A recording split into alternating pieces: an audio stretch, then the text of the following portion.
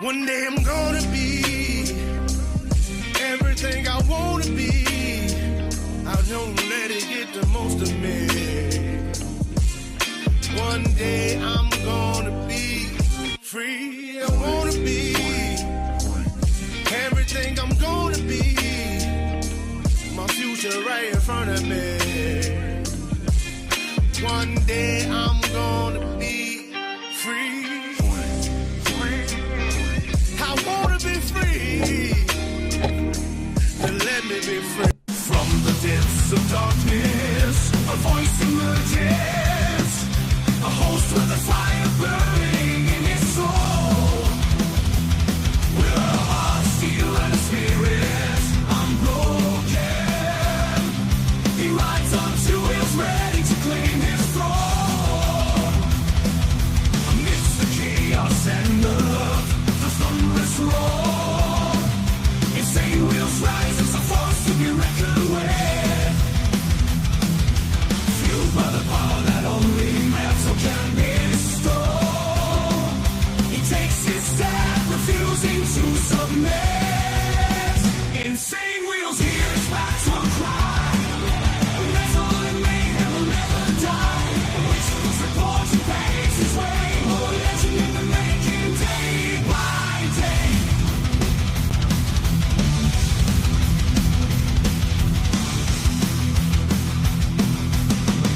Yes, sir. Yes, sirree, Bob. Let's go, chat, everybody. Much love, honor, and respect to everybody. Hopefully, you guys are all having a wonderful morning, evening, afternoon, wherever the hell you guys are from. Much love and respect to everybody. Thank you guys for being a part of the Breakfast Club and being here with me this morning. Big round of applause to you guys, man. Yeah. Hey, I forgot my chain on today, but you know what? I was running behind a fuck ton today. So I was dealing with a little bit of chaos this morning and don't really even know why. It's relevant to you guys, but I'll tell you anyways.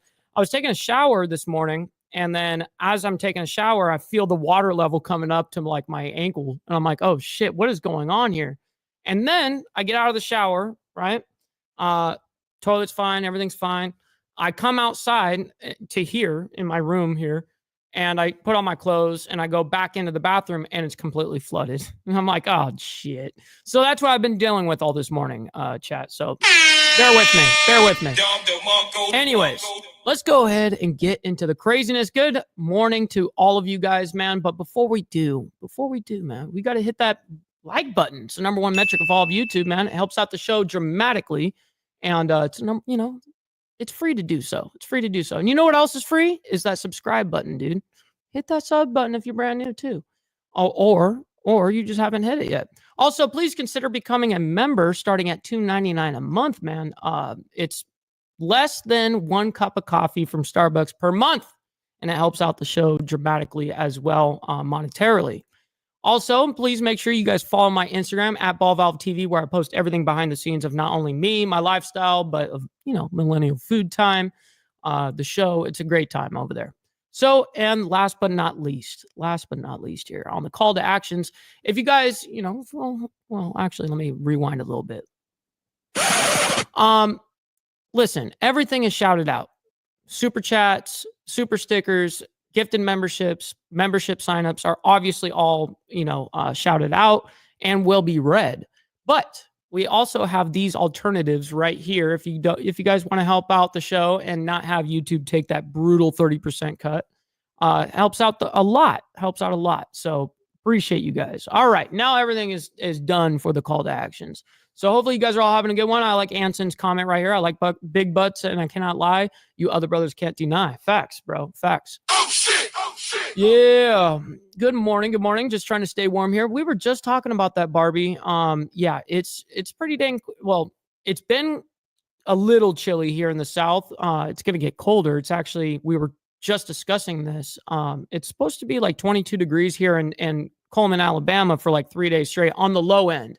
So I don't know what the high is. I'm actually curious. Okay, 43, 40, and 47 on the high. Okay. So yeah, it's going to be fucking cold. And no, I'd never dealt with that kind of cold in California. I think it was like 34, 35, something like that I dealt with in California at the coldest. You know, I'm talking like February type stuff. But good morning, AU. Hopefully you're having a wonderful morning, evening, afternoon. You know what I mean? Warland, good to see you guys, man. Tiffany, good to see you as well. Hopefully you guys are doing good over there. Carney's Ride, good to see you, as well as Papa Penguin, man. Hate this time of year? Really? Oh, well, for you up there, I saw the picture that you deal with up there in Canada. It's just pure like blizzard. Like you can't even go outside. Like what? It looks really bad. What's up, Road Rage? Good to see you, my man. I see your cat brutally attacked you while trying to put away your laundry. That's fantastic. That's fantastic. Good to see you. From the depths of darkness. That's right. You like the song, homie? You like the song? What's up, Joker? Good morning. Good morning, kind sir. Do you have a snorkel? I need one now. It's unfortunate. I like how Mike said ankle and not ankles. Yeah, it went up to my ankle. Yeah. Also, I'm putting my leg back on today. So I have my liner on right now. This is what actually connects me to the actual leg itself. But the reason why I'm wearing it is because you're supposed to, if you've been off your leg for too long, your residual limb will actually kind of get a little swollen. And so because of that, that's how I accidentally hurt myself the last time I was walking perfectly.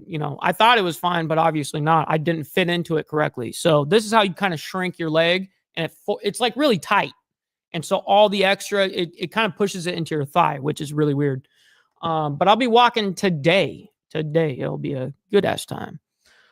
Big anti-NATO protest in Canada. I thought that was an anti-Israel, the Gaza ordeal. I thought that's what they were protesting in Montreal.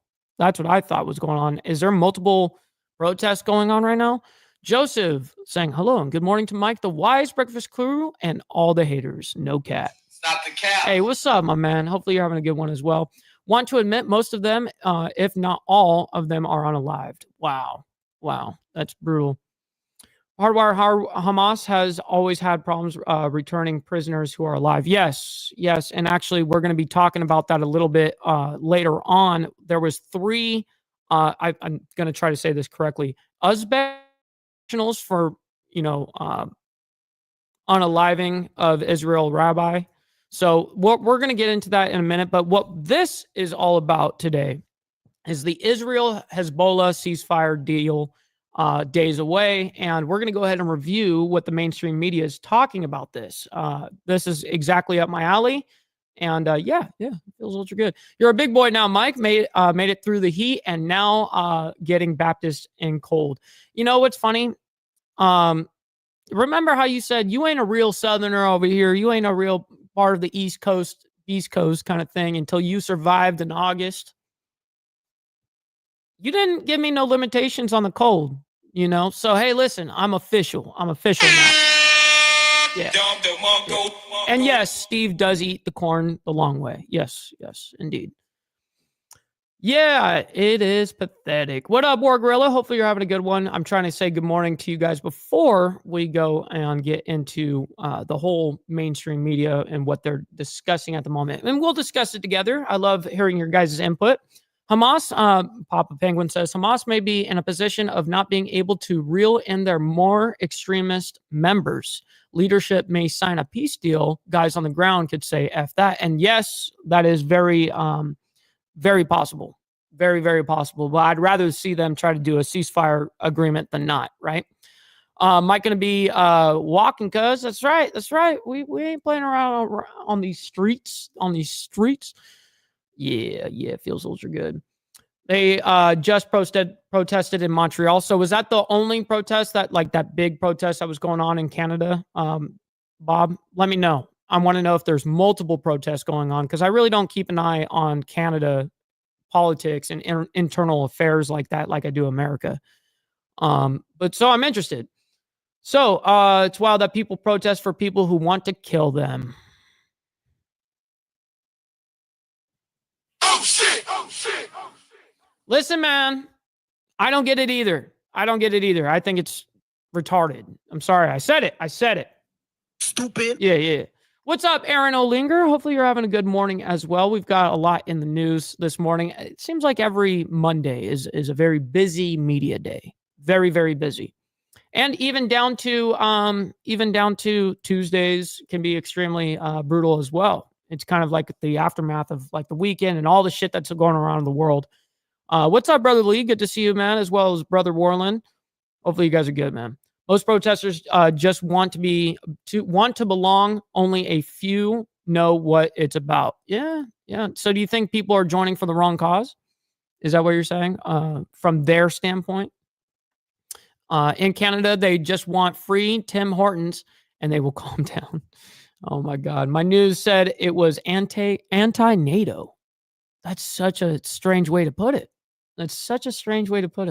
George Soros is breaking out all them damn Canadian coins to pay for protests in the Maple Leaf ice box in the north. Holy shit, Hardwire. What's up, man? Hopefully you're doing good. We got Hook Dog as well. Mike, you can officially date your second cousin, Southerner. Yes. I could if I want, but I don't have any cousins in Alabama. Feels bad, man. I guess I'm going to have to go for those single women that I have no idea about. Yeah, I guess, and not related to, Yeah. I guess I'm going to have to resort to that because of all the weird indoctrination starts as soon as you get into college. That is a fact. That's a huge fact, actually. It's a huge problem. You don't see any of the tradesmen doing this. No fucking kidding. Yeah, they're too busy working, fucking making a living. That's what they're doing. They're too busy. Papa, they have good coffee. It's not as good as Dunkin', but better than Starbucks. Hey, I feel that. What's up, Redneck Motorcycle Whips? Redneck side. Appreciate you for you being here and hanging out with us. And I hear that Hardwire is going to pay you a visit. That's awesome, man. That's super, super rad. I think you guys plan on doing that like for Black Friday or something. Anyways, let's go ahead and get into this conversation right here. We did enough prattle, We did enough prattle. We got our coffee, by the way, and we've got our left-handed tobacco, as always. I mean, it wouldn't be Insane Wheels without its left-handed tobacco and coffee and Breakfast Club and geopolitics. Yeah, it's a step-by-step process over here. It's an art form. Oh shit! All right, let's go ahead and get into this. We're gonna go ahead and check it out. This is off of Live Now from Fox, as they are the best in the business in breaking news. Let's go ahead and tune in and see what they're saying. Welcome back to Live Now from Fox. 7-Eleven is the time, and right now we're following breaking news as it relates to conflict in the Middle East. Truly compelling video on your screen of recent airstrikes there in Beirut, Lebanon. We're learning early this Monday morning, the Israeli ambassador to Washington, he says that a ceasefire deal to end fighting between Israel and the Lebanon-based Hezbollah could be reached, quote, within days, end quote. Ambassador Mike Herzog told Israeli Army Radio this Monday that there remained points to finalize and that any deal required agreement from the government.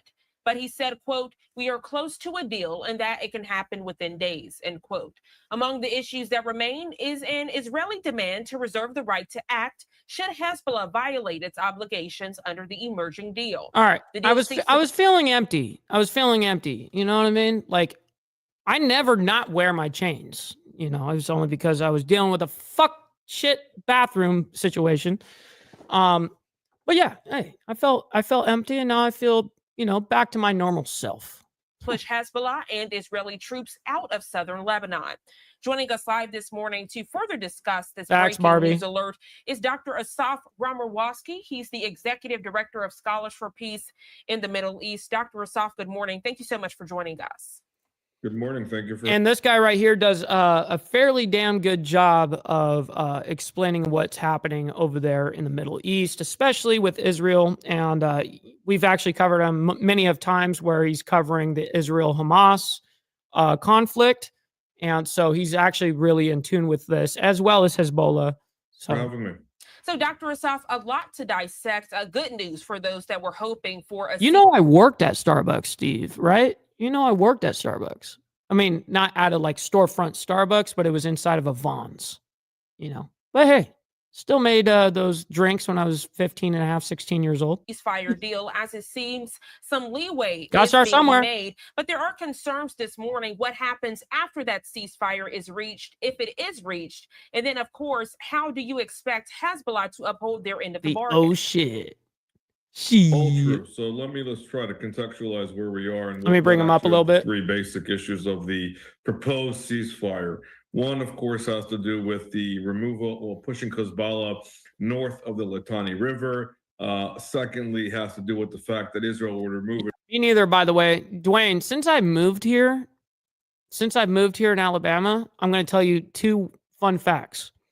I have not ate a single bit of fast food, and I have not had any Starbucks or any like coffee stuff like that. It's definitely not been anywhere close to the lifestyle I used to live, and I love it. With troops, and third has to do with the demarcation of the area. Above all, what's up, also has Tats? to do Good morning. with the pressure, I guess, or as far as the push and pull, as far as power goes, that the Lebanese are. I never saw that, and I got hired during the Obama administration because I'm 29, and back then I was 16. Yeah. Army would actually take over for the areas of Hezbollah. What's up, Martin? Good morning. And that will allow Israel to deal with the Lebanese army. The problem with that, of course, has to do with the fact that Hezbollah really is the true force and the true force politically and militarily in Lebanon. How much power the actual Lebanon. I don't blame you, Evil Rick, at all. At all. I make my coffee right here for the price of like maybe 40 cents per cup compared to $10. Lebanese army can $7 actually do is yet to be seen. And the other consideration has to do with the fact that there was mention that some kind of international force would be in the region in order to kind of mediate. Hey, when you're in the South, you got to know where to look. You got to know where to look.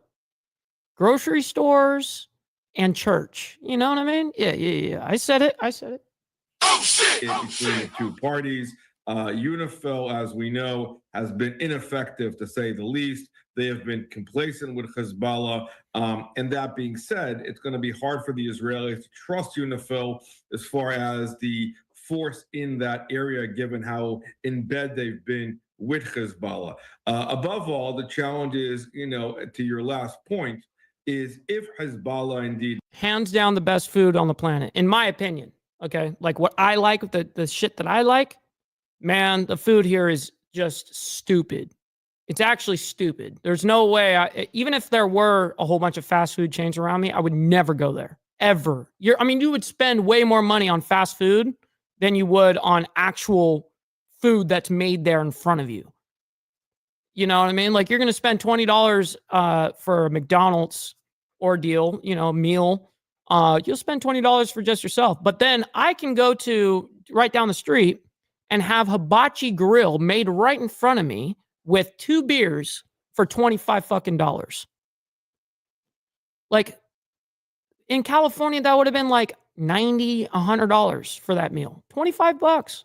It violates this. Insane. What it will take for the Israeli That's just to give you some ideas into Lebanon. What's up, Wolfheim? Even as the deal was over there in Sweden. Good to see you, man. Yesterday, we saw 250 rockets hitting a barrage of Israel itself. God damn, 250 rockets. Let me bring that back a little bit. Into Lebanon. And even as the deal was being discussed yesterday, we saw 250 rockets hitting a barrage of Israel itself. And wow. Again, that was to be expected. Hezbollah is still trying to show the upper hand and to show that they are still in control. They still have stockpiles of munitions, and they are still a valuable threat.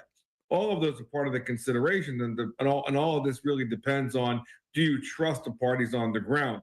Above all, let's not forget that there are closely between 60 to 70,000. I'm not doing that right. Dude, I don't even look at Facebook Messenger normally.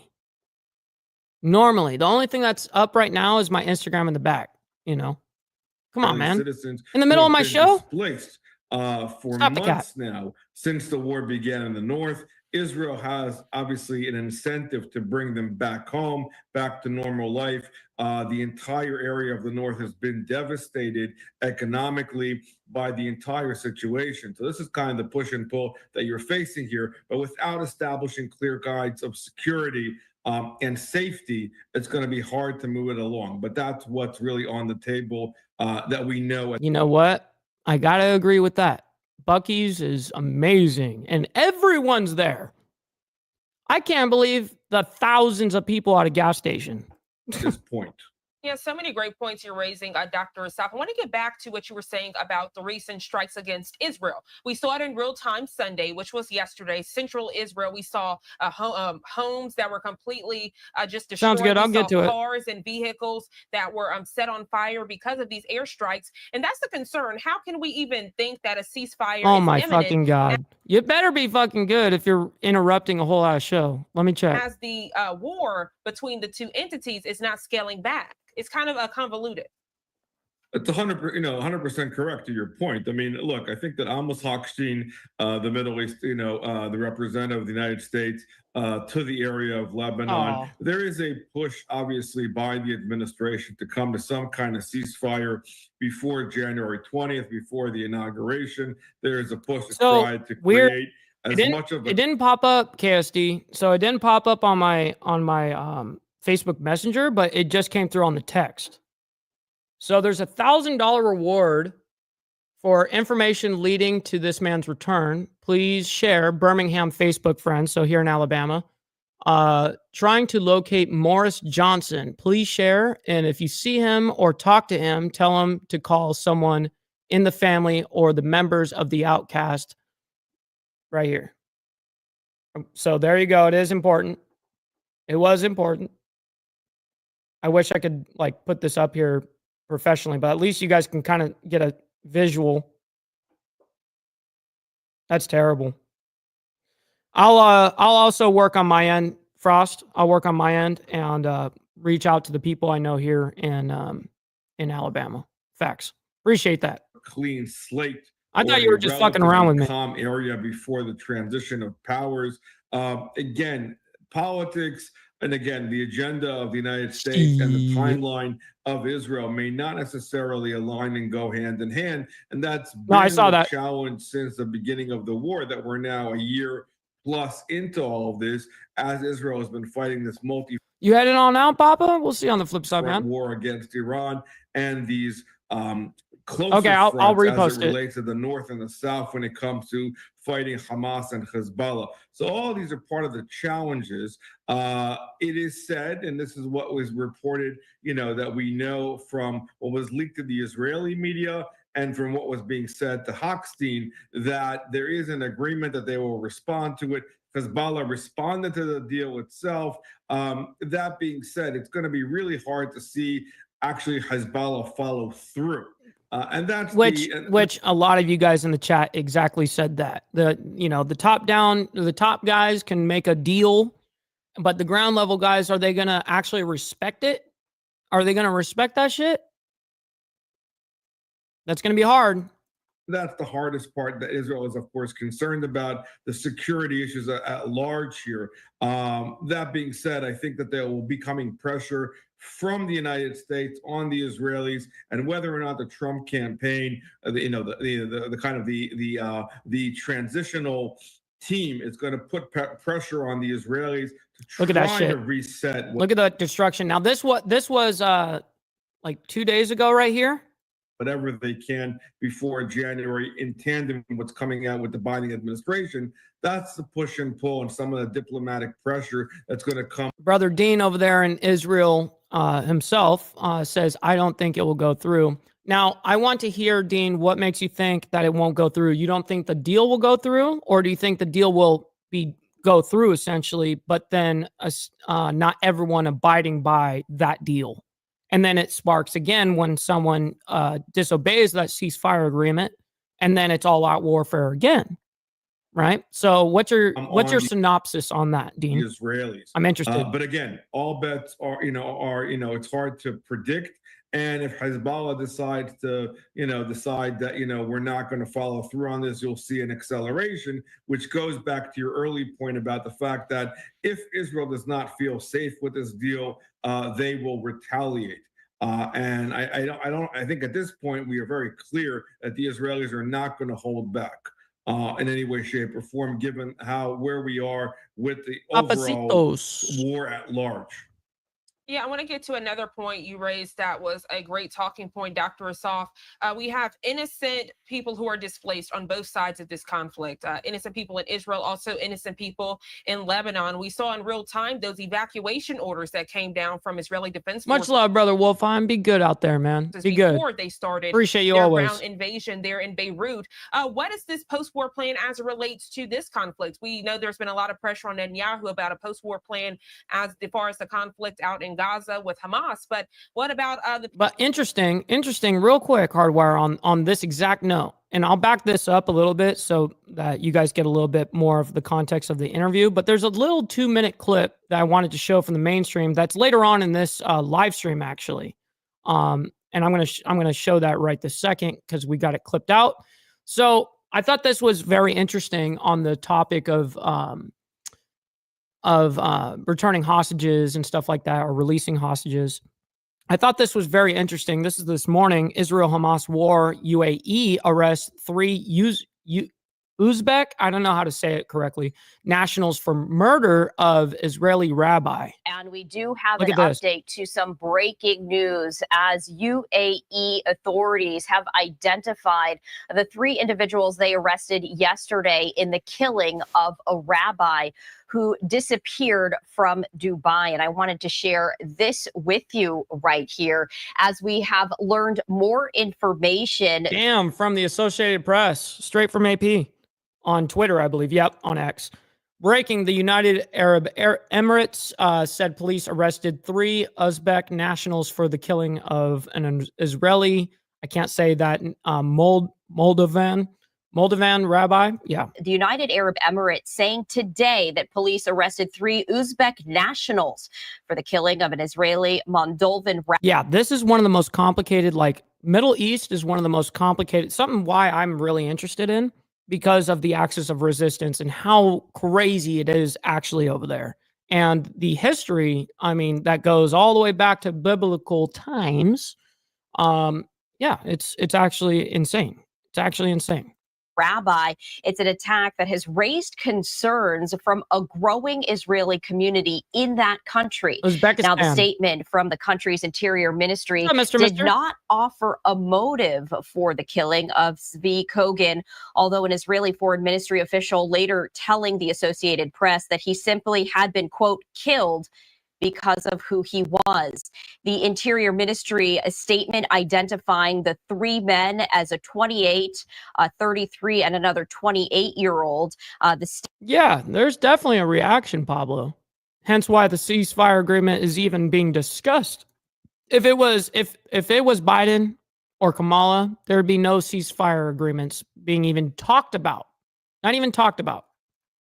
Definitely, most definitely. State-run news agency WAM carrying images of those 3 men, showing them with blindfolds covering their faces in prison uniforms and flip-flops. And now the rabbi, who was an ultra-Orthodox rabbi, was 28 years old. He disappeared on Thursday. Damn, 28 years old. 1 year younger than me disappeared as a rabbi. He ran a kosher grocery store in Dubai, and that is where Israelis really have been attracted to for the commerce and tourism since the 2 countries forged diplomatic ties in the 2020 Abraham Accords. We did want to share that latest update with you as the UAE has now identified. What's up, Evil Rick, by the way? Those 3 individuals they arrested yesterday as 3 Uzbek nationals. Now, the preliminary probe, according to the Interior Ministry, said that the men is, quote, in preparation for referring them to be the public prosecution for further investigation.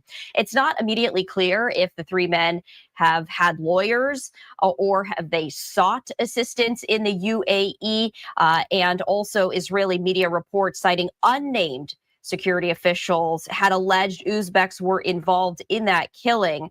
We did want to share that very latest update as we continue to follow all of the latest information from the Middle East. Yep, and that's currently what's happening. That was, let me double check. That was 1 hour ago, everybody. 1 hour ago. This, you guys know that when I'm discussing news like this, it's like the day of. I'm maybe 2 hours behind, kind of maximum. we're definitely on top of the news over here. So back to this. We'll go ahead and back it up a little bit so that you guys get a little bit of the discussion that they're talking about on here and get a little recap. Israeli Defense Forces before they started their ground invasion there in Beirut. What is this post-war plan as it relates to this conflict? We know there's been a lot of pressure on Netanyahu about Absolutely, Brother Lee. Get to it, man. Be safe out there. Appreciate you. As far as the conflict out in Gaza with Hamas, but what about the people in Lebanon that have nothing to do with Hezbollah that are also displaced? Also, those people within his own country, Israel. We know there was a looming humanitarian crisis before October 7th even started, and then further after as Hezbollah ramped up their conflict. A lot of people concerned about getting basic necessities such as food, water, and shelter. I gotta agree with that statement right there. And really, theoretically, it should be none of our concern. But it is our concern because we're fucking paying for shit. We're funding a lot of shit around the world, hence why I give a shit. Now, if our money wasn't going to it, essentially, I don't think that I'd be focusing at all on it. But I definitely have a feeling, I have a feeling that, yeah, I've got a little bit of a tie to this because America is involved, whether people like to admit it or not. That's the sad thing. And hence why we focus on this shit, especially on the other side of the world with a whole different ideology and whole different mindset, worldviews. I like to be able to actually show what's happening here and not even be like, being completely fucking biased. I mean, you guys know my stance, but at least we can report and show the facts of what's happening around the world. Allegedly saying good morning. Hope you're all well on this chilly Monday. Here to support. Much respect. Allegedly. Appreciate you for being here. Hopefully you're having a wonderful morning and chilling. Yeah, it is chilly. And it's going to get even chillier next week, like Monday, Tuesday, Wednesday, or whatever. It's for us down in the South. We're going to get down to like the 22 degrees on the low end and like 40 degrees on the high. So that's going to suck for us over here. 100%. Let's also not forget the fact that, like in the South, where Hamas has hijacked Gaza and basically took over Gaza at large, Hezbollah, as I was alluding to before, is a dominant force in Lebanon. Everything is basically... Make sure you guys hit that like button, by the way. It is the #1 metric of all of YouTube, man. And it's free. Appreciate it, you guys. Run, Thank you. Through Hezbollah. Hezbollah is considered to be the most dominant force, even within the Lebanese parliament. And so a de-Hezbollification of Lebanon has been required for a very long time. And this is all impacting the larger arena inside of Lebanon. Obviously, the difference between the arenas are that, of course, Lebanon is a full-fledged state, albeit, kind of a failed state in the situation that it's been running, given the fact of how Hezbollah has been running the show and been used as... I bet you guys didn't know this about me. I played travel basketball for like 6-7 years when I was younger. Yeah. And then everyone outgrew me. And then I said, fuck this. That's what happened. Its own playground. I was good point guard. And, of course, controlled and financed by the Islamic Republic of Iran. What's up, Slim? There's a great deal of need, and I'm sure that part of the package deal that it's going to be on the table is going to be part of the That's right, Brother Slim. Good morning, my man. Bringing in more aid, other international groups, as I was saying before. The idea that there would be some kind of international force that would help mediate the situation in Lebanon militarily, that is not Hezbollah, and to help the weak Lebanese government try to deal with the environment itself, in addition to coming to deal with aid. Yeah, not everybody in the NBA is 7'7". Yeah, I know. There are some shorter guys. Yeah. And again, constituting some kind of yeah, rehabilitation plan, for lack of a better term, when it comes to Beirut and the areas that have been affected by the war itself. That's all going to take time, and it's going to be part of the carrot. Yeah, not only sneaky as fuck, but we're fast as fuck, and it's hard to keep up with us in different aspects. We got a little quickness to us little guys. That are going to be put on the table potentially, and I would argue from the United States, as far as 6'10" money is and huge, forces and aid is coming in to try to deal with that environment, if they can really establish clear lines of the red lines as far as clear lines of defense for both the civilian population inside of Lebanon and, of course, the civilian population inside of Israel, as I was saying before, that has still been evacuated and has not been able to go home for over a year now. And as we further discuss this conflict in the Middle East, we know a lot of eyes are going to be on Italy this week for that G7 summit. Shit. We got brother Chris Strange up in the building, my man. We got the man, the myth, the legend over there in South Africa, kind sir. Kind sir, appreciate you hanging out with us this morning. Do you expect talks to be underway as it relates to Middle East conflicts and maybe even Ukraine as well, Dr. Asaf? For you, it's the afternoon. I'm sure it's going to come up again and again. I think the big concern with the Europeans is maybe even evening fallacious decision made by the International Court of Justice that is basically a kangaroo court that is threatening to put warrants and send to arrest Benjamin Netanyahu and former Israeli Defense Minister Yoav Gallant. I think that's all going to be part of the pressure coming down as the parties are there, to marginalize and to put aside all that kind of mockery and grotesque decisions. To my mind, it's similar to kind of the terrorism victory flag led by the International Court of Justice to make sure that Europe is indeed following International Court of Justice. Following suit with Oxymoron. Us as far as the United States supporting Israel, while at the same time trying to create peace and calm in the region and the Middle East at large, because this war has been a multi-front war and all the tentacles that have impacted stability and safety in the region at large. But above all, I'd hope that they would play basketball if they're that tall. Like, even if let's say your other kids are only 5'11", 6 foot, 6'1", 6'2", man, they're tall enough. Hell yeah. That's awesome. But 6'10", yeah, I'd imagine that all of them would be playing some basketball. all because it's the G7 summit, really the consequences, the economic consequences to Iran's quest for the bomb. And is there going to be enough support? Yeah, she birthed out Vikings over there, dude. From European allies to understand what is actually happening on the ground and to garner support in this lame duck period by the White House if they can actually get European support. Again, part of trying to set up the next administration for success is yet to be seen, but that will be on the table for sure. Dr. Asaf, always a pleasure to have these candid and thorough conversations with you. As we know, this is a looming. He actually does a very good job on these conflicts, like I said at the top of the hour here. Yeah, I mean, we've watched and actually had him cover multiple times of the Israel-Hamas and also the Israel-Hezbollah conflicts. Situation there in the Middle East. Thank you so much for joining us bright and early this Monday. I hope you enjoy the rest of your day. Damn, 6'5". What is up with all these tall-ass dudes? But hey, listen, the game is not meant for everybody. Not every tall person's going to want to play b-ball, you know? Thank you, as always.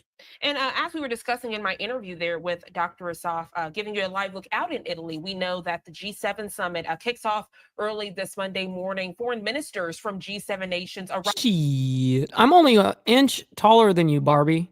I'm only an inch taller than you. That gives you a little perspective. Arriving right now for a meeting and will gather for a family photo opportunity. This happening live right now in Italy. Of course, we know some of the discussions will be closed doors, but as always, if we get any live remarks, you can get that right here on Live Now from Fox. 7:24 is the time here on the East Coast. I'm Jeanne Francine. We're going to go to our second 2-minute commercial break of the hour. We'll be right back. No, we're not. We're gonna do this. That event not in English.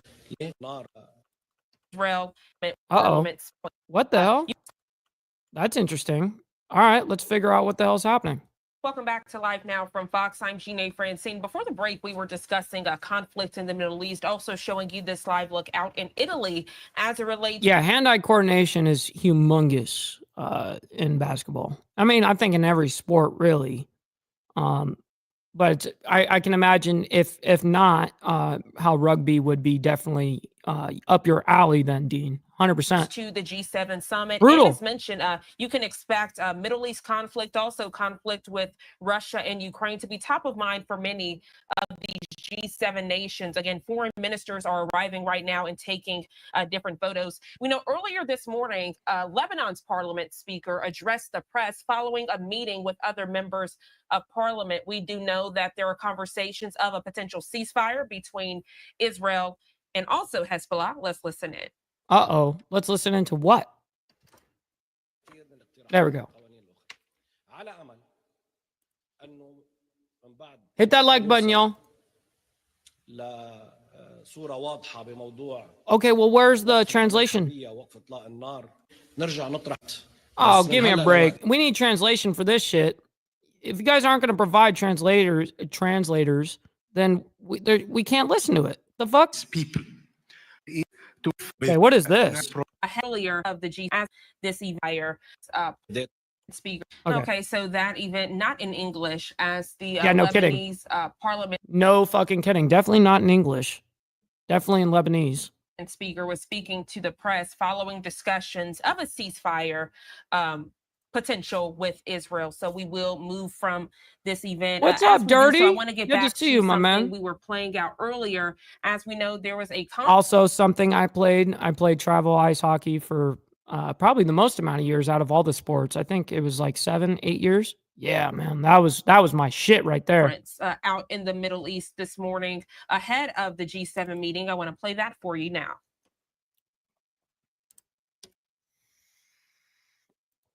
And the genuine political process which leading to the acknowledgement and the realization of the Palestinian viable state on the lines of the 4th of June 1967 with East Jerusalem as its capital.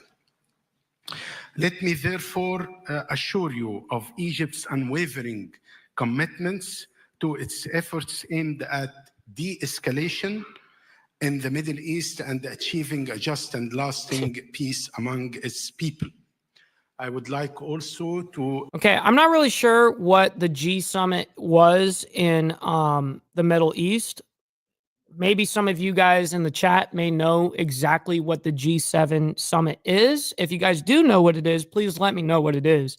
I want to know what the actual narrative and motive is for this essential conference to be held. Interesting. Refer to our intention in Egypt to convene... Rugby ain't for pussies, homie. Yeah, for sure. A ministerial conference on mobilizing international aid to Gaza that will be convened in Cairo on the 2nd of December. Also, top economic countries coming together. So these are all the top Middle East countries essentially getting together? I mean, because this is a Middle East summit, right? I would like to refer to our continuous efforts in order to put an end to the Israeli aggression on Lebanon. Esteemed attendees, I am confident that we are all agree that Mediterranean region is full of opportunities and resources. That's pretty fucking badass, Barbie. That sounds like the most Canadian thing I've ever heard in my entire life. W to you. That's hilarious. That must be harnessed within... Okay, so real quick, before I allow this dude to just continue his little prattle, on the left side right there, it says live now top stories that are happening. So the first one says Israel-Hezbollah ceasefire deal in reach could come within weeks, quote unquote. The second one is crew member killed after DHL cargo plane crashes in Lithuania, which we're going to get into that here in a minute. I actually have not reviewed that footage. I did see that in the media, and I have it essentially ready, but I knew that these guys were going to cover it. So I didn't actually see any of it. We'll have to skip through ahead after, like, once the news cycle is a little bit finished with this kind of shit. We'll check it all out. And then Charlotte airport workers plan strike as Thanksgiving travel ramps up. Great. A framework of genuine partnership in order to achieve our shared objectives, particularly in the real... because he's got some scorched earth politics going on, Dirty. It's scorched earth politics 101. He's just making it as hard as difficult as humanly possible for Trump to make any sort of peace within the world. Yeah. Themes of security, economic development. On this occasion, I reiterate Egypt's readiness and steadfast hit that like button, y'all, to its leadership role in supporting all efforts aimed at addressing our shared challenges, ensuring that this region becomes a beacon of... Yeah. It's not even a scorched earth essentially to Trump. It's scorched earth to the Dems too. Absolutely. Abso-fucking-lutely. Security, stability, prosperity, and progress. In this regard, I would like to focus on three key issues. Focus. F-O-O-K-U-S. Focus. Given the limited I can't time help available myself for my remarks. The first is the issue of migration, which is a top priority for many Mediterranean countries, including our host country. Don't you gotta love this? Yeah. Fucking Biden is a complete oxymoron to America. Definitely. Like crazy. Italy. Egypt remains committed to combating irregular migration through a comprehensive approach that addresses its root causes, incorporating developmental and investment Did he sniff the turkey and stuff the turkey himself too? Yeah. dimensions, and promoting regular migration pathways. I would like also to highlight Egypt's successful efforts in curbing and stopping all kinds of irregular and illegal migration. Bro, stop the cap. Stop the cap. Dude, what are you talking about? Not that long ago, there was some craziness going on in Egypt where Israel had to get involved because Hezbollah was over there. And guess who co-signed that shit? Egypt and their government. Flows from Egypt's coasts and borders since September 2016. Furthermore, Egypt hosts more than 9.5 million refugees. No, I didn't hear it. Egypt, who are enjoying access to all basic services like Egyptians, including healthcare, including education. And we will continue to contributing to alleviate the suffering of our guests in Egypt. The second, bruh, wrap it up. I mean, you know you can say what you want about your country and blah blah blah and not prattle the fuck on. You know you can do that. You know there's other countries that are going to speak right now. Come on, man. Issue relates Gives a fuck to about Egypt. cooperation in the field of energy. One of the most critical areas of collaboration among countries of our region. This includes both traditional sources of energy as well There as... goes a little descriptor right here. Thank you, Tats. I appreciate that. She says the G7 summit leaders get together to discuss conflicts, economics, and discuss the arrest warrants for Netanyahu and Hamas military chief. Dang. Thank you for that, Barbie. Big W over to you. I appreciate that. I appreciate that. Renewable and clean It energy. is. That's exactly what it is. Political gibberish, and all the politicians are pro at it. You know, the truth is I want to run for local office here in Alabama, and I'll be a complete outlier. I'm just going to be very blunt with it and just say what the fuck I think and what I say. You know, I'm not going to sit there and try to really sugarcoat shit like that. I'm just going to go ahead and say it. People will like it or they won't. End of story. They'll like it or they won't. They'll hate it or they'll love it. And I have a low-key feeling that people will fucking love it.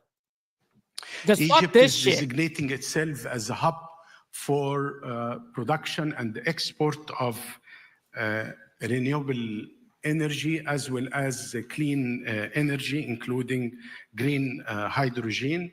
We have two major projects of electricity interconnectivity with Europe, one through Greece. I do agree with that, Mr. Hence why we're even listening. As much as I will clown, such things, but yeah, it's very important. The 3,000 megawatt connections. Interconnectivity project, and another one with Italy with the same capacity. Yeah, we're going to discuss, we're going to tell you how we're doing everything correct. We're going to continue to do things correct, and we don't co-sign the terrorists. But they really fucking do. Yeah, I said it. Yeah. So Egypt also is hosting the East Mediterranean Gas Forum, and we will continue to contribute to advancing efforts to ensure security, energy security, which is a cornerstone of regional stability and security in the Mediterranean region. The third point... Hardwire says, Mike, if they know you knew outlaw bikers, they will not allow you in out of fear of what they don't understand. Hey, it takes guys like me to change that narrative. I'm not scared of that shit. Not scared of that shit whatsoever. That's actually my last concern. As my dear friend Antonio Tajani mentioned, is the issue of the Red Sea and the escalation in the Red Sea. This is extremely dangerous issue for the freedom of navigation, and maybe Egypt is the most affected countries. Damn, it's a 10-tooth minimum. I guess I'll win. There's not, you know what I mean? I guess I'd win. Country with the I have fucked up teeth too. In the Red Sea region. Thank you, Egypt is losing every month more than $600 million. The total loss of Egypt now since the eruption of the conflict is exceeding. What does that mean, Hook Dog? Does that mean did you send me something on IG? Is that what you're getting at? $1 billion due I to see it. The decrease of the revenue of the Suez Canal. In conclusion, I wish to renew my thanks to the Italian government for organizing this timely forum at such a critical time. I hope that its discussions over the coming... It's a very low resolution picture, by the way, but I'll go ahead and show you guys what he's showing me. Yeah. Here's to give you a little bit of an understanding of the axis of resistance, and I'll actually type it in for you guys. As you guys can see, this little red bit right here is theoretically Israel, and then the Gaza Strip is just down below on the south side over there on the southwest side, Lebanon right above, and then you got Syria, Iraq, Saudi Arabia, Egypt all the way around you, and then Iran hugging up against Iraq. This is a brutal situation, not gonna lie. Let me go ahead and bring up the axis of resistance for you guys so you guys have a little understanding of what it is. Hold on. Okay, let's go ahead and bring this up. And 3, 2, 1, boom. Okay, so this is the axis of resistance. And I'll read you guys a little bit about it, and just in case you guys have not heard of it, it's a little history lesson for you guys. The axis of resistance is an informal Iranian-led political and military coalition in the Middle East. Some media outlets and figures supporting the resistance axis refers to it as the Empire of the Resistance. It is most notably includes the Islamic resistance in Iraq, the popular mobilization forces, the Syrian government, Lebanese Hezbollah, and the Yemeni Houthi movement. It sometimes includes Hamas, which, yes, it's very much included Hamas, and a variety of the other Palestinian militant groups. The various actions of members of this axis reflect their domestic interests while serving the border goal of complicating Israel's attacks and imposing a cost on the United States to support Israel. So everything is essentially just against Israel. That's what the axis of resistance is about, and against the United States, obviously, because we support them. Those are our allies. So the coalition is also opposed to Sunni Salafist armed groups such as Al-Qaeda and ISIS. So here's the axis of resistance. This is the best way I can kind of show you guys. And it will show you based off of these organizations who runs what in which country. You know, you've got, for instance, you've got Hezbollah, right? Hezbollah is you've got different countries that are actually in these different areas right now, you know, whether they're immediately from, let's just say, Iraq, where they're actually, you have the Islamic resistance of Iraq in there. You know, there's a whole bunch that goes into it. 1, 2, 3, 4, 5, 6, 7, 8, right? 1, 2, 3, 4, 5, 6, 7, 8. Yeah. So there's 8 parts of the axis of resistance, which is an 8-war front against Israel. So when one ceasefire happens, okay, well, they're still fighting 7 others. You know what I mean? It's brutal. It's very brutal. So anyways, enough of the history lesson there. Let's go ahead and get back over into the news cycle of the G7 summit. Let's hear them prattle on. 2 days will yield actionable ideas that will bolster our collective efforts to achieve security and prosperity for I'm not scared our or stupid. peoples and the future generations. Stupid. Let me conclude by reiterating that military supremacy That's will fucking not cool. There's a DA over there in Texas that's a part of a Diamond 13 club. That's pretty dope. Not gonna lie. bring peace and stability to Israel and to our neighborhood. Only acknowledging the legitimate rights. Yeah, of KP, the I put up a picture of that earlier. Let me go ahead and bring it back up so I can show you that, just in case for the new people coming in right now. There's a $1,000 reward right now to find this man. His name is Morris Johnson, and he's theoretically here in Birmingham. According to this, it says, please share Birmingham Facebook friends and family. So obviously he's here in Alabama, but at least you guys were able to put a little face to that. But yeah, thank you for that, KP. And the Lebanese people and the peoples of our region through coexistence, through respecting international law and international humanitarian law.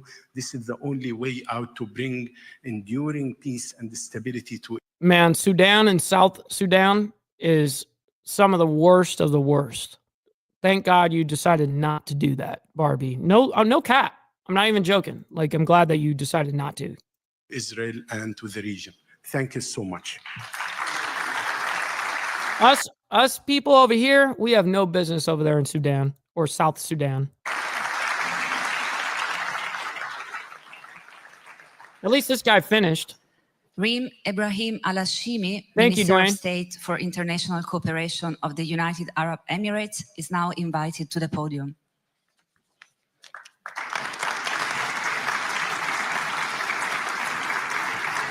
Thank you, Brother Hook Dog. I appreciate that. What's up, Brother Rob? Mr. President It's good to see you, my man. Good of morning. the Italian Republic, His Excellency Sergio Mattarella, Your Excellency, my dear friend Antonio Tajani, Member, Excellencies, okay, distinguished so this ladies chick, Reem, is the Minister of State for the International Cooperation from the UAE, United Arab and Emirates. gentlemen. It's a great pleasure to participate in the 10th edition of the Rome-led dialogue, Facts dirty. a forum that has truly distinguished itself as one of the most prominent platforms for discussing No, the government didn't put that out, by the way. The club put that out. The people put that out. Yeah, had nothing to do with the government. Zero. strategies that You think they would offer an outlaw motorcycle club dude, money to find a person? Fuck no. Fuck no. They're not going to give anybody a fucking reward unless they're trying to arrest these fucking guys. Yeah. aim to foster And she is hot, by the way. I stability see you, and Hook Dog. prosperity, She is fine. not only She in could get Europe, it. but also in the Mediterranean region and across the entire world. This is especially timely at a moment when we face numerous ongoing conflicts and challenges that demand urgent attention. I'd like to thank the Italian Ministry of Foreign Affairs and International Good. Cooperation Good. I'm glad that he's doing that. and the Italian Institute for International Political Studies for their gracious Davis. hospitality and for organizing. Yo, real quick. We got brother Hank up in the building sending over the $2 Canadian super chat. Appreciate you, my man. Saying two-piece pile driven into the chat. Amen. I appreciate that, kind sir. Thank you for your patronage and help over to the channel. It helps dramatically. Thank you, guys. Such an impressive event. Ladies and gentlemen, dear friends and colleagues, all of us here today share a commitment to a future of stability and peace. However, the past few years have been exceptionally challenging for all of us, engendering a perpetual cycle of violence and a perpetual perfect name. She can get reamed herself. Ream can get reamed. Yeah. Oh shit! Cycle of global crises.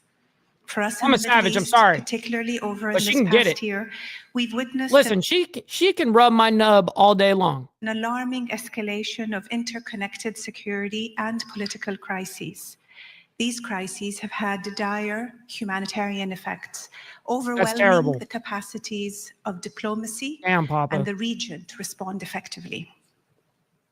After more than a year of devastating war in Gaza. Yeah, Digga knows what's up. Good morning. We're meeting today against the backdrop of growing military conflicts in the Middle East. Yeah, you can be outbatted from any motorcycle club. Yeah, you can be outbatted. But they make up fucking reasons now. It used to be only like 5 fucking actual reasons to get like outbatted. And, such as needles, such as you screwing a brother's wife, shit like that. Yeah. Stuff like that totally get you. But now you can just, look the wrong way and be outbatted. So the motorcycle club culture in that regard of the outbad sense has been washed down so much that it means almost literally nothing.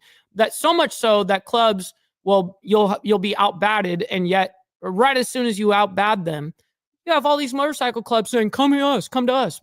Back in the day, if you got outbatted, dude, nobody fucked with you. No one talked to you. You were excommunicated. You were gone. Now it's not like that. That's what happens when you wash shit up so much. Just like when the left calls the right a whole bunch of racists multiple times over and over and over again, it gets washed and it means nothing. Period. Oh shit. End of rant. With recent attacks on Israel, Lebanon, Iran, Syria, and Yemen, the risk of an all-out military confrontation looms large. In this context, I want to re-emphasize that we must also focus our efforts on humanitarian intervention. Yeah, and that's some pussy shit. And particularly amongst the most vulnerable. Children, the elderly, women are all civilians bearing the brunt of these conflicts, and we must protect them all. The stability and future of all of our societies are at stake, because every day of this conflict, every escalation of violence erases the promise of a better tomorrow. Facts. Tomorrow for the next generation.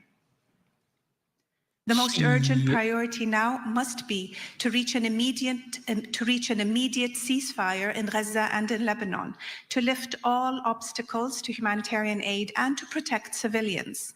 We cannot afford to ignore. I don't know how the connection would be to where we would be funding any of this. I don't know how that could be a call to action to get more money out of us. I'm not really sure. I think it's probably to get more money out of their funders. You know what I mean? If anything. But yeah, it's definitely a pro. I'm not even going to say it. Ignore the long-term effects of this violence. You've heard it so eloquently from His Excellency Ayman Safadi. No one is speaking of these long-term impacts that will take generations at least to unravel. Yep, Steve. These victims deserve to grow up in a world where peace, stability, and... Hey, I don't care if she's a phony. She can still get it. Yeah, I said it. Oh, shit. Hope are not just ideals, but are actually practical realities. For us in the UAE, we endeavor to support all the efforts to end conflict. And we've also placed alongside our foreign policy and at the forefront of that, the necessity of humanitarian aid. In Gaza, the UAE has emerged as the largest donor of bilateral humanitarian aid globally. Well, we fund fucking literally everything. Absolutely. I mean, at the end of the day, I mean, you look at NATO, UN, EU, all the garbage organizations, we fund every fucking thing. And in turn, it funds the rest of the world, even our own terrorists. And I do know that. I know that's what you're probably getting at there. But we have left no stone unturned in our efforts to provide essential support and alleviate the suffering of those in dire need. Our commitment to humanitarian aid reflects our unwavering dedication to peace and stability, despite how hard it is to get there. Our determination to make a tangible difference in the lives of those most affected is unwavering. I'm emphasizing the importance of humanitarian action because we must recognize that humanitarian they're doing this in Rome. Is not a they're doing this G7 summit in Rome. Interesting. Secondary objective during periods of political turmoil. They must be non-negotiable and integrated into the very fabric of every... Man, I'll give the hot take. All right? I'll give the hot take. We need to defund the UN, NATO, EU completely 2025. Mike Ball said it. Defund all of it. Defund all of it. 100%. Decision-making process. Ladies and gentlemen, on Europe's eastern flank, as the war in Ukraine continues, the human toll is rising and critical infrastructure is being destroyed. In the Emirates, we've always stressed that in the interest of the international system, the war in Ukraine can only be resolved through a political dialogue. Continued escalation will only deepen the suffering faced by civilians and risk wider instability. At the same time, I must emphasize there are tens, if not hundreds, of conflicts. I agree with that too. The World Health Organization should also be completely defunded by us. 100%. 100%. The fuck have they, what are they doing for us, for real? All these garbage organizations, all garbage. Ongoing around the world that are not receiving the attention that they deserve. These crises, though often overlooked, continue to inflict tremendous suffering and contribute to global instability. Of course. They know how to get to the heartstrings. They know how to get to the heartstrings here in America. You know it didn't go to any of that, even though that was what it was sold as. Yeah, what it was sold as. But who actually got that money? Right? We must recognize that all the money. Such conflicts, regardless of their location, demand our equal attention and focus. Yeah. We got John up in the building. Good morning, kind sir. Once again, we are at that critical juncture where decisions that we make today in 2024 can very well shape the future of an entire generation. Facts, Glare. We must act with urgency and work collaboratively. Man, shut up already. Man. Too much woman prattle. Get it over with. Damn. To build that more stable Other and countries peaceful need to world. speak. Ladies and gentlemen, as we look ahead, it's crucial that we strengthen existing platforms. Aren't all summits fundraisers? Every single actual summit. Isn't that a fundraiser? All of them? Fucking lame. Platforms for dialogue and collaboration to explore innovative ideas and perspectives. To foster opportunity and drive economic growth, the international community must also prioritize stability and build trust against a backdrop of significant trust deficit. Steve is getting a little excited in the chat right now. He's a little excited about this. Yeah.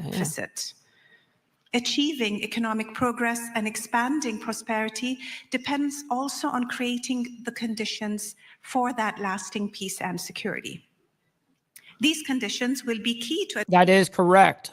And it's been happening time and time again. There was 750,000 pounds of stores and food and humanitarian aid that was stolen by Hamas and selling back to their own people, the Palestinian people in Gaza. For instance, and I've said this before, a single cigarette, not a pack of cigarettes, a singular cigarette is $10 fucking in Gaza right now. That's what happens when the bad guys get resources and they will fuck up their own people, man. It's unreal. And that's the whole argument. Why are we allowing this shit? 750,000 pounds of stores, yo. That we, our by the way, urgent global challenges, including the climate crisis, food insecurity, and other critical issues related to security, the environment, as well as technology. The path forward requires collective action to ensure that stability underpins our efforts to tackle these challenges and secure a better future for all. we need left-handed tobacco right now. In the That's United what I Arab need. Emirates, we strive and continue to build bridges of dialogue to strengthen the multilateral system and to encourage. Yo, what's up, Justin? Good to see you, kind sir. Hopefully you're having a wonderful evening. Well, for you, morning. You know, I'm talking all the way around the world over here, and I know where you are. Much love, honor, and respect, kind sir. Hopefully you're having a good one, man. Good to see you. Economic and diplomatic cooperation wherever and whenever possible. We also have a national interest in expanding our presence in new areas, as demonstrated by our increased focus in digital technology and also What's in up, Paladin? artificial Good morning. intelligence. While navigating a complex and tense political environment, the UAE firmly believes Absolute facts, and they back up this shit right here, Dirty. They back up this shit right here, what we're watching. Yes. that progress must and will continue. In these extraordinary Finish up your times, we thought. recognize Damn. that addressing regional challenges. All I hear is wah, wah, wah, wah, wah. Have you guys, ever watched the Peanuts, Charlie Brown, when the teacher's talking? Wah, wah, wah, wah, wah, wah, wah, wah, wah, wah, wah, wah. That's what I've gotten so far. Bitch, shut the fuck down. Sit down and shut the fuck up. God damn. Like, you are just prattling on to an endless, deafening point. While simultaneously building for the future is essential. God damn. Today, If you're just now tuning into Live Now from Thank you for interjecting, Fox. Damn. Fox, this event from earlier this morning happening in Italy, a conference discussion on the Middle East That's ahead right, Paladin. of the G7 summit welcome. And you saw in real time those foreign ministers arriving and also that family photo taken. We do know that coming up in the 8 o'clock hour, the welcome speeches are expected to get underway. On the right side of your screen, showing for an active morning, that top right box, a live look out in Beirut, Lebanon, further showing that conflict in the Middle East from that I just discussion. can't help myself, Steve. I mean, I'll let it go. I'll let it go for a bit, but damn, after a minute of that shit, like, I'm talking like 10 minutes of that shit, dude, there's no way. No way, dude. I just lose it. I lose it every time. And you can see airstrikes underway at this hour. And then that bottom box, a live look out in the UK, flooding from Storm Bert. A very compelling box. You've seen people driving through those flooded waters, also even riding bicycles. Out of curiosity, what makes her theoretically weak on the Second Amendment? That's not the first time I've heard this. I'm not really sure how she is. I mean, from all the videos that I've actually seen of her, she was like training, doing drills. She was shooting competitively, clearing of houses, stuff like that. I thought was badass. I guess I'm ignorant to the subject of how she specifically is weak on the Second Amendment. I'm interested. Thing to do on this Monday. The time now 7:44 here on the East Coast. We're going to go to our third 2-minute commercial break. Unfucking real, Bob. Wait till you see what G7 pledged to poor countries, $300 billion in a few years. Well, isn't that what happened essentially on that? What was that? The climate summit that we were reviewing, I guess, like a week and a half ago or whatever. They were talking some shit like that too for the poor countries, of funding them like $300 billion per year, by the way. Yeah, some absurd. Of the hour. What is going when on? we come back, heading out to the Peach State, you're getting a live What's look up, there Steve? at the Atlanta Good to see you, man. skyline on this Monday morning. A beautiful Me sunrise. too. Me too, by the way. Me too. I feel that. All right, let's go ahead and skip past this. I don't care about a court case. I'm not even going to lie to you. Could care less. We got some rocket shit. That's cool. Everyone has seen us go up, and do that kind of shit. Cool. Let's go ahead and skip through and see what the news cycle says here. Welcome back to Live What's Now this? from Fox. 2 minutes shy from the top of the 8 o'clock hour here on the East Coast. Take a look. Yeah. I'm not talking about Tulsi either. I'm not talking about Tulsi Gabbard. I'm talking about, what's her name? Damn it. What's her fucking name, chat? Pam. That's who I'm talking about. If you ever look up the videos of Pam running some course, like actually running through staged courses and stuff and actually training, I'm serious. Look at your screen as we are now turning to a security alert this Monday morning. NFL players cautioned by the league to be on high alert. This after the homes of Kansas City Chiefs stars Patrick Mahomes and Travis Kelce were broken into last month. We are hearing that this is from a wave of crime reportedly tied to international organized crime. In a memo obtained by the Associated Press, the league issued a security alert to teams and the NFL Players Association. They warned that professional athletes Look at that in house. different sports have become, quote, increasingly targeted for burglaries by organized and skilled groups, end quote. Joining us. Well, yeah, motherfucker, you're top dog. You're top dog. Of course they're going to come after you. Live this morning. Look at that, like, multi-million-dollar mansion. Highly contentious and concerning topic, none other than Ken Gray. He's the distinguished lecturer in terrorism and homeland security with the Absolutely, I would tap that. University of New Haven. Good morning to you, Ken. Thank you so much for joining us. Good morning, Janae. Glad to be with you again. A lot to dissect with this topic, concerns of this organized crime specifically as it could potentially relate to gang activity. We know within recent months there have been concerns of Venezuelan gangs and how that connects to homeland security and possibly even terrorism. Oh, interesting.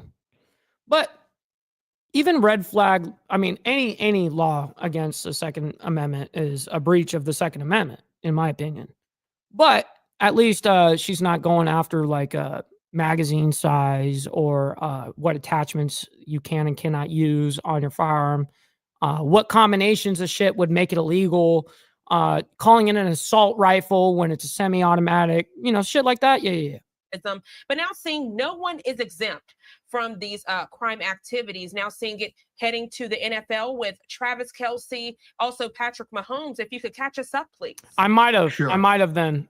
I was wondering while I said that if I did get the mind confused there on Tulsi and Pam. I may have.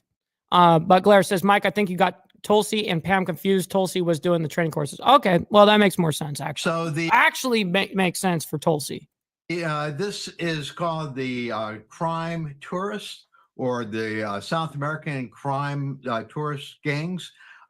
They are people traveling to the United States under a special visa waiver program, the electronic system for travel authorization program, which has been Shit. Hey, you got the W on this one. But I get the W most of the fucking time. So stop the cap. Stop the cap. If I wasn't right, you wouldn't be fucking watching me. Existence since 2014. For the majority. It allows you to come to the United States either for business or tourism for a 90-day period without a visa. The problem with this system is that the country where they come from is supposed to Exactly. It's a black rifle. It's a black assault weapon now. Yeah. among other things, provide criminal histories of people applying for that program. And that has not been happening with Chile. And so there are people coming to the United States from South America, coming here with the intent to do crime, with the idea of doing burglaries. They are going around the country. There are around 100 different gangs like this, 3 to 5 man. Yeah, of course. There's always going to be 3 to 5 man fucking little cliques and crews ready to fucking jack yo shit, cuh. Yeah. Teams that are distributed around the country. They break into homes that are in affluent areas, usually that are somewhat isolated, where the gang members can be in the woods doing surveillance for a couple of days prior to doing their entry. And they break in, they quickly go to the bedroom, grab cash, jewelry, handbags, watches, any type of high Yeah, it's called a jack move, motherfucker. Yeah, that's what it's called. items and get out very quickly. They've been known to use surveillance beforehand to get the pattern of the homeowners. They also have been known in some special cases to have had jammers with them to try to defeat surveillance or security systems. But Patrick Mahomes and Travis Kelce were targeted because their schedules are known. They're targeted because they had money. That's all you had to say. They were targeted because they had money. When they are at an away game, they're not home to protect their stuff. And so they're easy pickings. And so, but it's not just the NFL, it's not the NBA. It's everyone. It's everyone in affluent areas that are in homes that people can hide in the woods. Yeah, no shit, Sherlock. Stupid. And watch their homes and then break in. Like I said, 100+ gangs here in the United States doing this. We had 22 different burglaries here in Connecticut. That is incorrect. That are thought to be associated with a group that. There you go. There you go. I'm glad that you guys caught on to that. Members were arrested down in Virginia and brought back up to Connecticut here just last week. Ken, thank you so much for that detailed breakdown. And again, it's truly alarming and concerning, as you mentioned, this program of tourism and business to allow people to have a better way of life. Exactly. Better ban cash and expensive handbags. They fund criminal activity. W fucking Papa. I'll give you that one. That's fucking funny.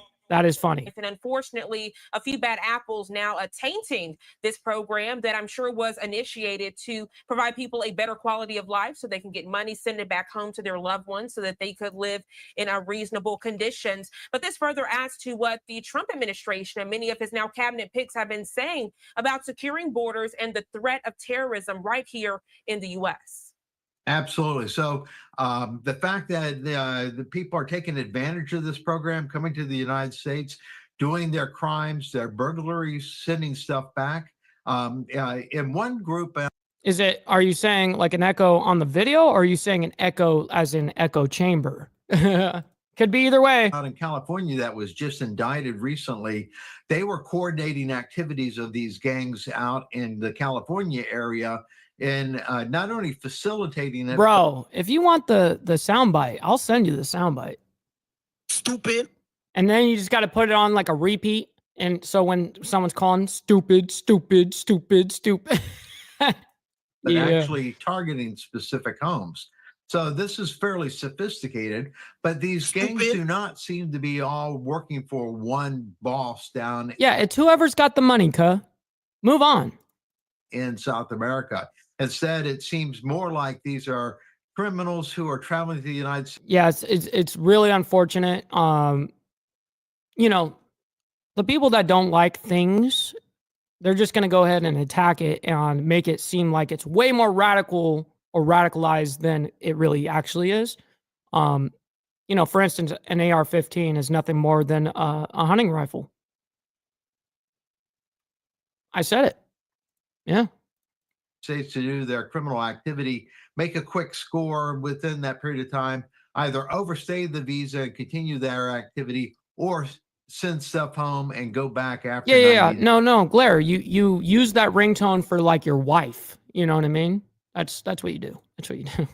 Days in some cases, but again, these do not appear to be all being coordinated by one group down in South America.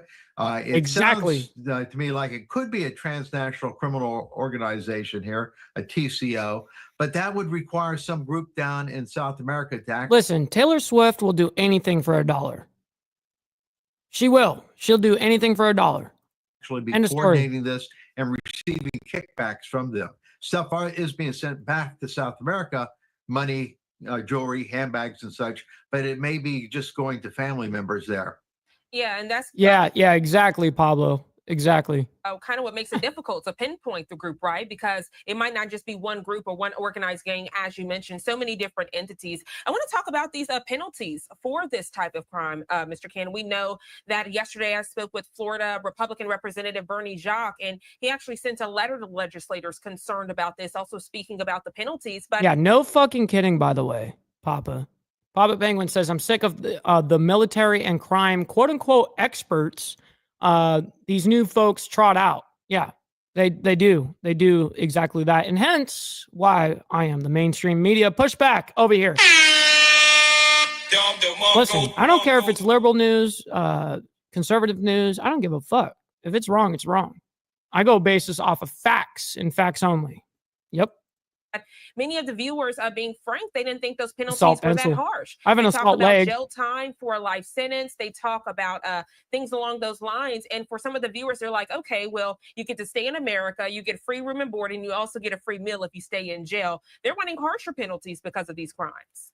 Sure. At the end of the day, these are burglaries. And Yeah, so no the shit. penalty will be the penalty on the books in each one of the states for Guaranteed armed robbery, but yeah. burglaries. But the thing is that this is a coordinated effort on the parts of these gangs. And so they're doing high scores. In one specific case in California, $8 million was stolen from one home. Again, affluent areas, affluent people that are being targeted.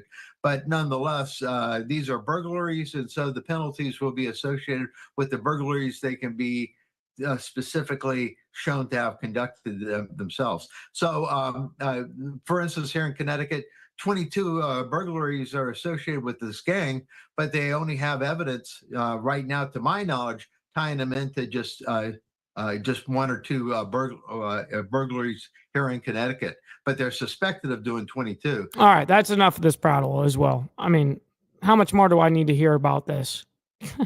I don't think I need to hear anything about that. What's going on in New York? Senator Gillibrand, I'm sorry, calls on federal government to act during extreme weather. Okay. Don't necessarily care about that. What I do want to see is what's this? Israeli government update amid conflict with Hezbollah and Hamas. Okay, I do want to hear that. I do want to hear this. I'm glad that I looked for this. Let's go ahead and back this up a little bit. All right. Oops, accidentally muted it. Headlines now traveling to the Middle East. You're getting a live look out there in Khan Yunis, Gaza, one of the remaining hospitals out in that area. As we know, many of them were destroyed by Hamas, with fighting and airstrikes still underway as relates to the Israel-Hamas. Damn. So you were actually using some clip-fed motherfucking shit. Is that what you're getting at? Like actual clip-fed? Not magazines, by the way, everyone. Clip-fed. Conflict, but we know that's not the only conflict out in Beirut, Lebanon. Now giving you a live look there. Honestly, that was probably one of the dumbest fucking reports, I guess. I mean, what the fuck more you want to talk about? Dude's got money.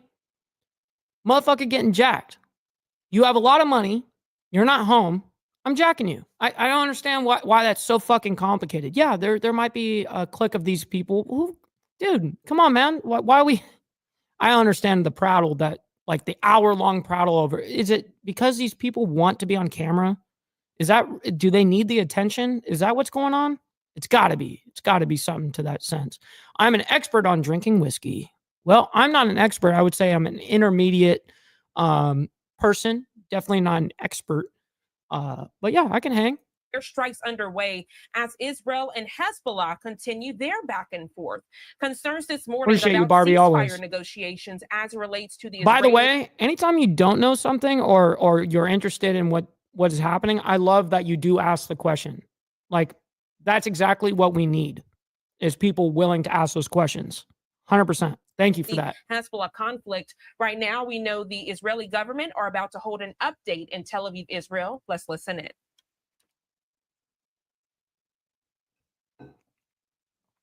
It's going to be a big deal right here. Good afternoon, ladies and gentlemen. Shalom. I'm David Mensa, Israeli government spokesman for the national. Maybe he got booked. Yeah. Hey, we'll book you. We'll pay you X amount of dollars to come on here and prattle on for 30 minutes.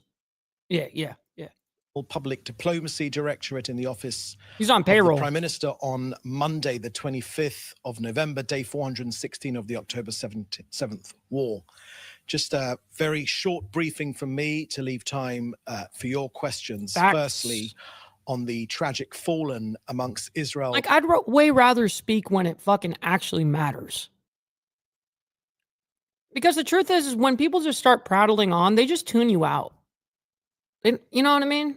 They just tune you out. I'd rather actually be heard rather than go up on a stage and try to slyly get around a subject because you're essentially dumbing, or in my opinion, I think it's dumb to do so, to prattle the fuck on. I think that's actually really fucking lame because people will do exactly that. And that's what they're hoping the public will do, is actually tune a lot of it out.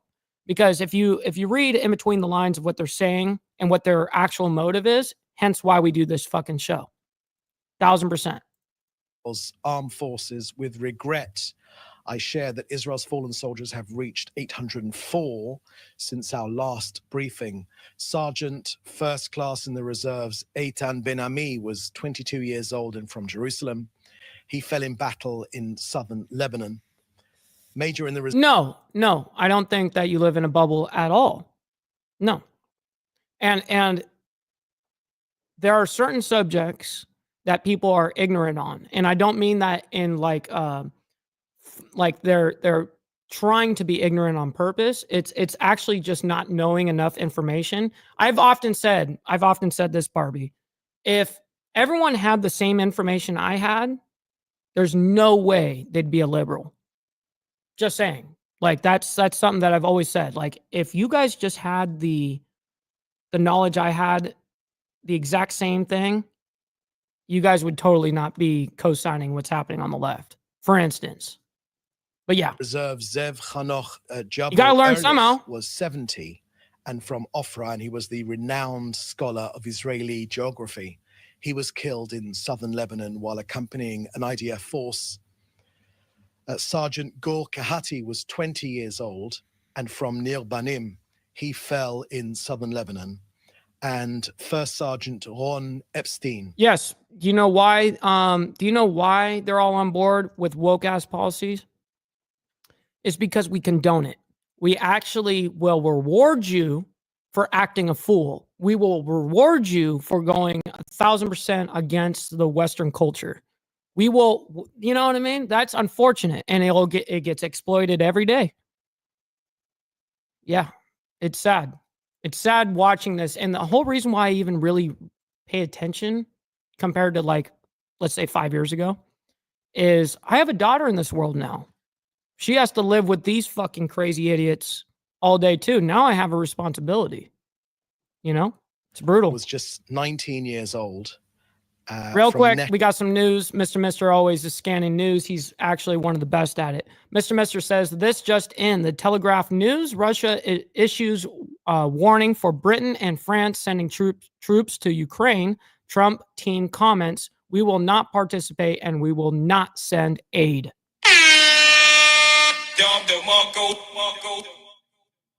W. And he fell in northern Gaza. The achievements of this military campaign are many. Not quite a bit, but yes, I have a little experience, Steve. But the war has exacted a very heavy price, and our hearts are with the bereaved families. May their memories. It's what you've gone through yourself. It's anecdotal as well, and yeah. There's a whole bunch of factors that go into that. Forever. Yeah, no, I don't think that at all either, Steve. Moving to our north and central Israel, yesterday in Israel. I'm trying.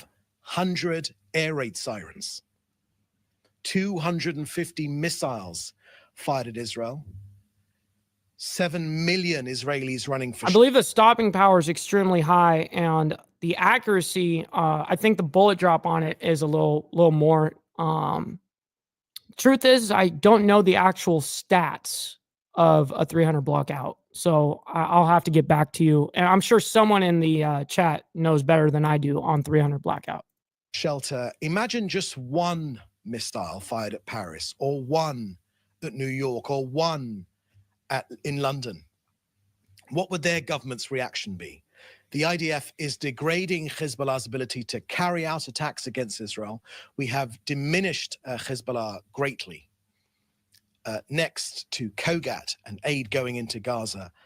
As you will have heard over the last few days, Israel's been accused of starvation, but here are the facts. 872,000 tons of food alone have gone in on 40,000 trucks. That is a fact. 51,000. Yes, and it's going to be a long month and 25 days or however much longer we got until Trump, gets into office. It's a long fucking time. A lot of destruction can happen in just a couple of days, let alone like a month and close to 2 months. Tons of water on 2,500 trucks have gone in.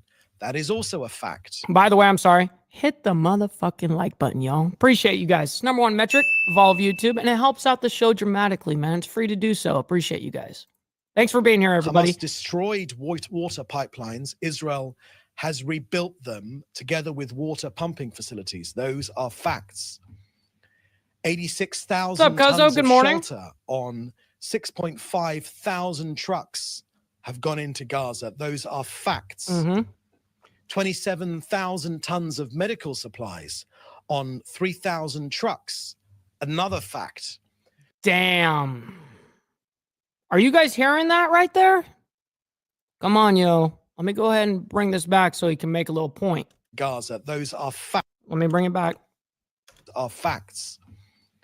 86,000 tons of shelter on 6.5 thousand trucks have gone into Gaza. Those are facts. Damn. 27,000 tons of medical supplies on 3,000 trucks. Another fact. 27.5 million liters of fuel. Fact. Those have gone in. Damn. 26,000 tons of gas. Also a fact. They have gone in as well.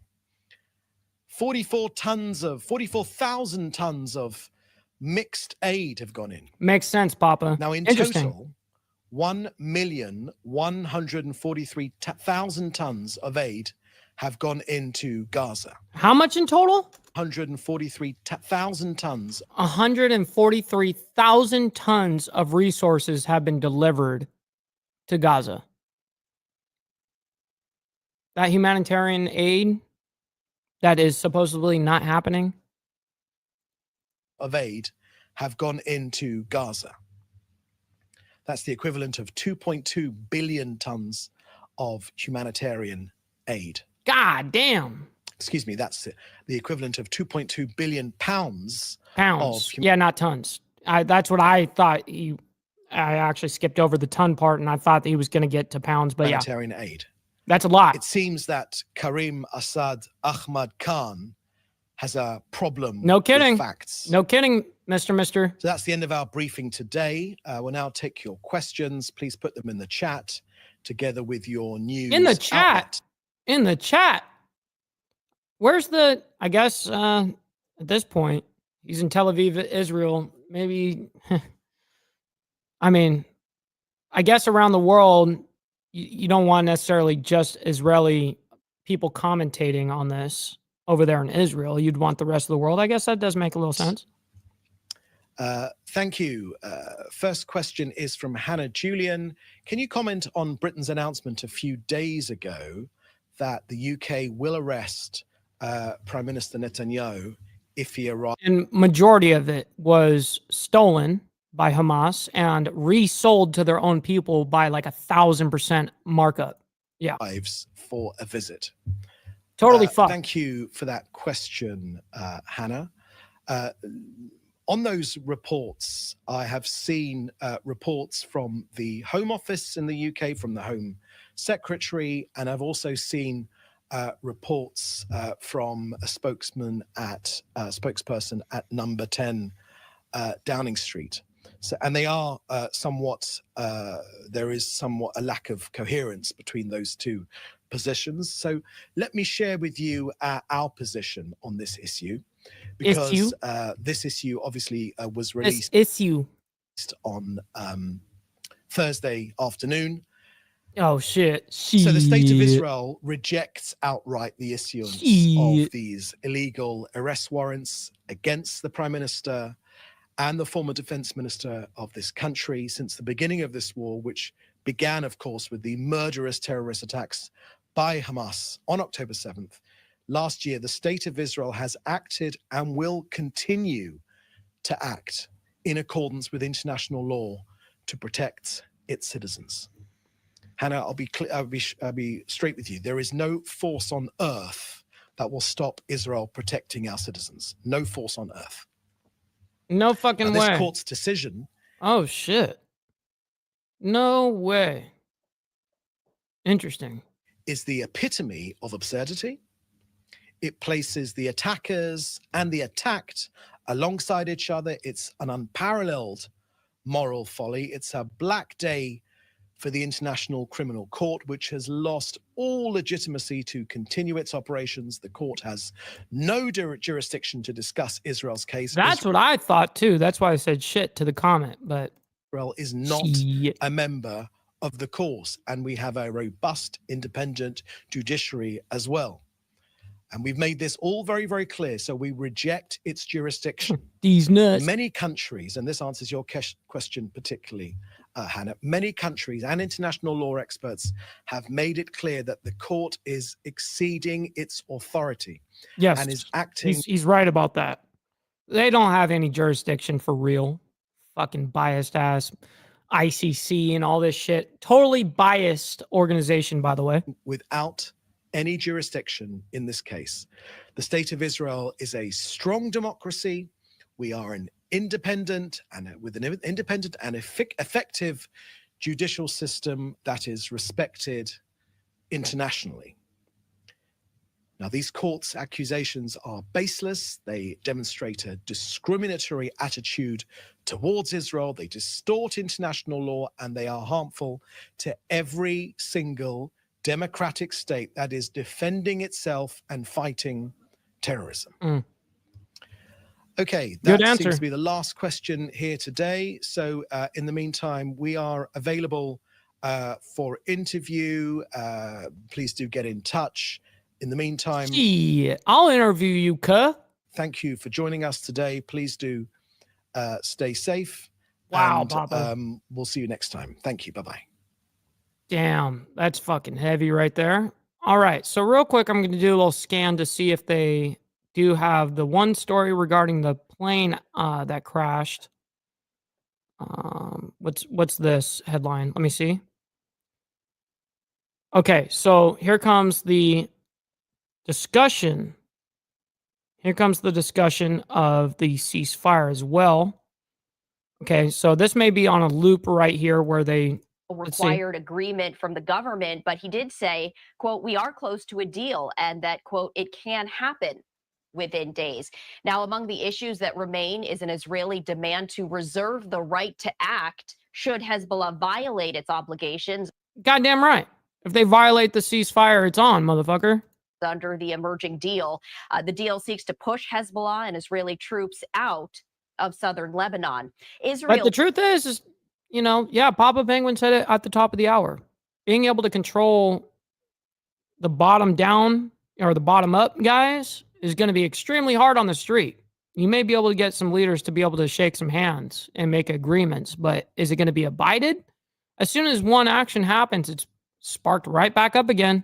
Accuses Hezbollah of not adhering to a UN resolution that ended the 2006 war between the sides that made similar provisions, and Israel has concerns that Hezbollah could stage a Hamas-style cross-border attack from southern Lebanon if it maintains a heavy presence there. Yes, Lebanon says Israel also violated the 2006 resolution. Lebanon complains about military jets and naval ships entering Lebanese territory even when there is no active conflict. It is not clear whether Lebanon would agree to the demand. Happening right now, we do see that the Israeli ambassador to the UN, Danny Danon, now speaking. So I do want to pivot to that so we can listen in. All right, so this is the Israeli ambassador to the U.S. Okay, we're gonna end off after this section right here. Stick around, by the way. Stick around for it, because guess what? We're gonna be raiding our buddy Glenn Lawrence over there, and so make sure you guys hang out till the very end. It will redirect you guys at the very end. I'll even make that announcement after this. That will be raiding a homie. You know, so when we do that, make sure when we do send everybody over, after the nice little extra or outro song, then you guys will be sent over there and show them some love, and also let them know, hey, we're Insane Wheels raid, Mike Ball raid, or whatever. So let's get into this. The state of Israel. It was a monstrous act of terror that demands swift justice. Israel will use every tool at its disposal to ensure that those responsible, as well as their orchestrators, are brought to justice. None will escape. We deeply appreciate the cooperation of the United Arab Emirates in investigating this terrible crime. Together, we will strengthen the bonds of peace that the axis of evil seeks to destroy. Big part of the panel verse. The panel verse. Today, we must also address the ICC's shameful decision.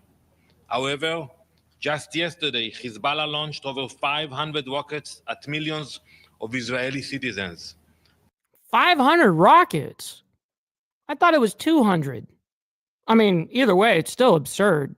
200, 500, still absurd. But damn, 500. 500 rockets rained down on innocent families, schools, and homes, leaving millions of civilians scrambling for shelter.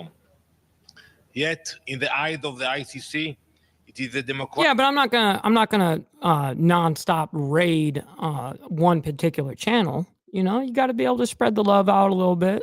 Got to spread the love out. Yeah. No doubt, another internet battle master who ain't thrown an actual punch. Oh shit. Oh shit. Leaders acting to defend their people were somehow the criminals. By issuing arrest warrants for Prime Minister Netanyahu and former Defense Minister Gallant, the ICC has abandoned its mission of justice. Yeah, you know what? I actually told myself that on the last raid on CT. Yeah, I'm like, dude, yeah, this guy is now gone. I think I raided him 2 or 3 times total, and every time he was on the wrong side of history. It has reduced itself to a political weapon, targeting democracies while turning blind eye to the atrocities of the world's worst regimes. Well, that also makes sense. She's been like live for like the last 72 hours. Is not justice. It is diplomatic terrorism. Now, Israel is the target. Tomorrow, it could be any nation that values its sovereignty. The ICC's actions are a betrayal of the international system and a mockery of the principle it was founded to uphold. Also today, the world and the UN marks the International Day for the elimination of violence against women. Rather than advocating for the release of the 13 women being held by Hamas rapists, oh wow, we must instead combat diplomatic terrorism. Liri, Karina, Shiri, Agam, Daniela, Judy, Romy, Inbar, Ofra, Neama, Doron, Arbel, Emily. We will never forget you, never abandon you, and we will never stop fighting for your release. Israel will not be intimidated or deterred. We will defend our people. We will fight for the freedom of the hostages, and we will stand firm against the forces that seek to undermine. I definitely respect the feedback from you guys. Absolutely. Peace and justice. Thank you. Ambassador Margaret Bashir, Voice of America. There are reports this morning that Israel has agreed in principle to a ceasefire with No fucking kidding. It's crazy that anybody takes the ICC actually serious. Lebanon. Just a biased organization, 100%. With Hezbollah specifically. Can you confirm it? Can you give us some details? So we are moving forward on this front. As I said many times, our goal was very clear, which is to push Hezbollah north of the Litani River. We haven't finalized it. but we are moving forward. I assume that the cabinet will meet today or tomorrow to discuss it. And I think for us, it's important what will happen after. That Hezbollah will not be allowed to come back to the fence, and we will do whatever is necessary to guarantee it. We learned the lessons from 2006.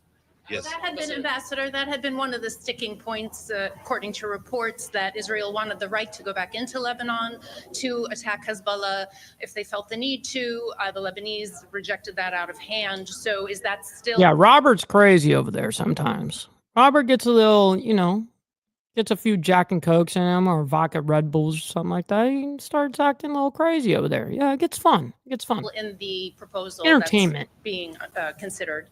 So I said it very specifically. We learned the lessons from Resolution 1701, and we will make sure that we will have the ability to neutralize any threat that will not be dealt in southern Lebanon. I hope that the Lebanese army will take care of that in the future, but if they will fail again, we will be... You expect the Lebanese army to do fucking jack all? Jesus. Motherfucking terrorists over there, dude. There.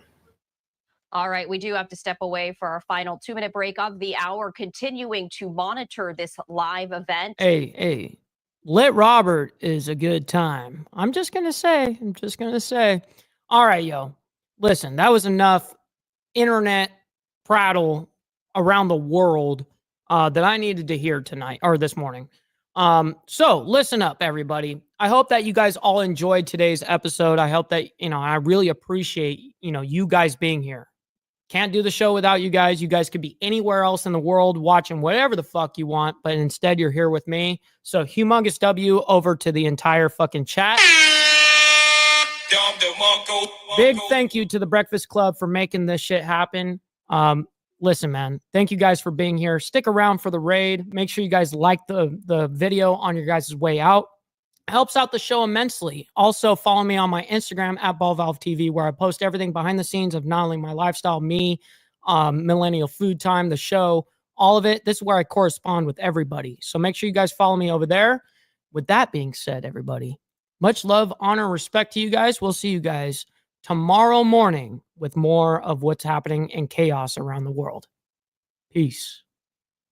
From the depths of darkness, a voice emerges, a host with a fire burns.